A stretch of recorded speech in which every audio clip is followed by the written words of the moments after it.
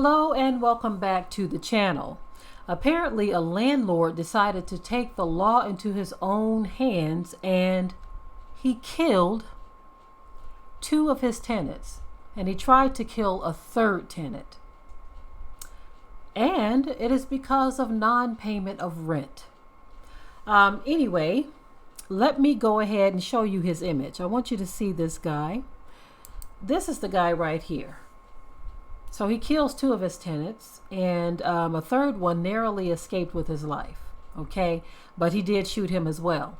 And so this is what is happening in this country. As a matter of fact, everything surrounding this pandemic is bringing everything to a boiling point. Okay, people are uptight right now and they are taking the law into their own hands. This is just the beginning of it, family. This is just the beginning of it. This guy right here, trust me, he's not the only one doing things to deal with tenants right now. Now, he has taken it to an extreme that I haven't seen yet, but you have other landlords who have done some very extreme things to get rid of tenants. Now, killing someone, that's just about as extreme as you can get, but there are other landlords doing things. A few months back, I saw where one landlord actually spray painted on the top of his roof, "Give me my rent," something like that. Something very embarrassing for the tenants who were living there. Now, again, this pandemic has brought on so much just hardship for a lot of people. People are struggling to pay their rent. Of course, we know that there are some who, may not necessarily be struggling, but may be using this as an opportunity to not pay rent. We do know that those kinds of people exist because before the pandemic, those kind of people have always existed to where they would have the money to pay the rent, but they choose not to pay. Okay. But when you're dealing with a situation where there is a rent moratorium, I'm going to just be honest with you. This is the perfect brew for disaster that's created by our government. Because when you establish something such as a rent moratorium, just think about how it was when they were bailing out the banks. They were giving these banks who were already filthy rich, they were giving them millions of dollars as a bailout back in the early 2000s. Remember that? The bank bailouts? And what we were saying back then, to kill two birds with one stone, since you're giving this money out anyway, why not, instead of giving it directly to the banks to keep them afloat, why not apply it towards the mortgages that people are falling behind on? So that way the person is no longer behind and the bank is getting paid. But they did exactly what they wanted to do. They had no intentions of bailing the people out, just the banks. So you literally just gave the banks free money because the people couldn't pay, but the people had to get out anyway. Why not develop a system where you're going to pay the people's mortgages instead of just paying the bank directly, and the people still got to go and banks are still able to foreclose on those homes? To me, that's common sense, right? But even in this situation, if you are going to give bailouts for businesses, why not include landlords in that? Because basically they are a business too. Some landlords actually hold a mortgage on the properties that they are renting. So if you are telling renters that they don't have to pay, that means you're telling the landlord that they have to foot the bill. And if they can't afford to foot the bill, they're going to lose the home anyway because they can't pay the mortgage company. Now, we know that not every landlord is in this situation, but many are. Okay.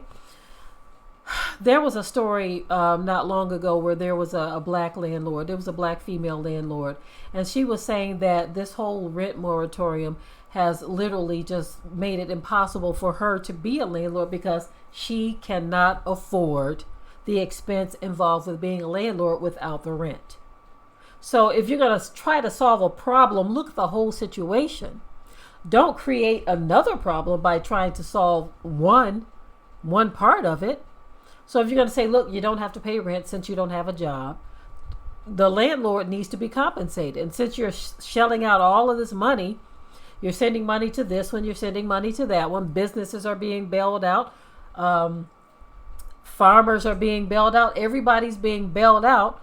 What about that landlord? Because, and I'm not making an excuse for this guy who took the law into his own hands, because apparently these were tenants who were bordering in his house, and there was a situation that arose and he wanted them out, and he didn't want to go through the court. These were his words. He didn't want to have to go through the eviction process.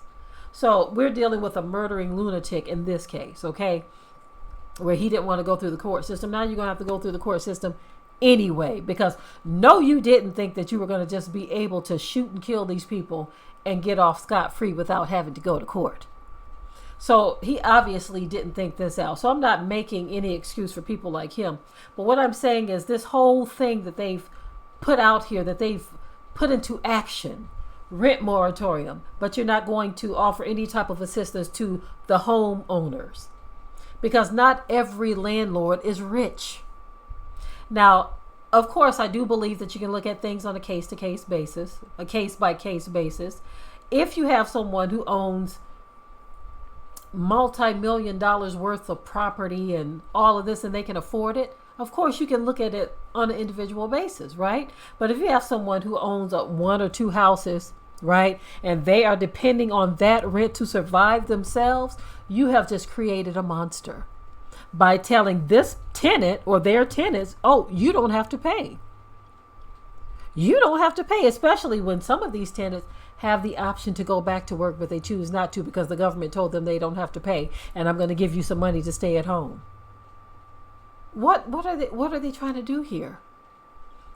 Anyway, I just wanted to share this story with you all. This is really sad. These people lost their lives because this man couldn't hold it together, because the perfect storm has been created in this country and around the world, where people are going out of their minds because of the stresses of life dealing with this pandemic. Stay tuned. There is more to come. More of this to come. This is not it, family. There is more of this to come.